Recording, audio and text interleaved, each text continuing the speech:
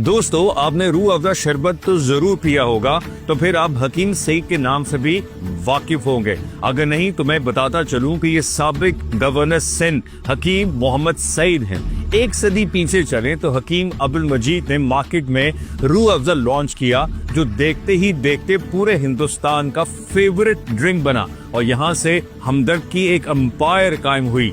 आजादी के मौके पर हकीम साहब के बड़े साहबजादे इंडिया में रहे, जबकि छोटे बेटे हकीम मोहम्मद सईद पाकिस्तान चले आए। तब खुद पंडित नेहरू ने हकीम सईद को ये कहते हुए रोका था, भाई तुम किस लिए पाकिस्तान जाते हो। हकीम सईद को मां ने निशानी के लिए एक तकिया दिया। वो कराची खाली हाथ आए और यहाँ पर रूह अफ़ज़ा और ग्राइप वाटर की शीशियां गली गली घूमकर बेचने लगे। कई बार तो पैदल चलते चलते जूतों में सुराख हो जाते।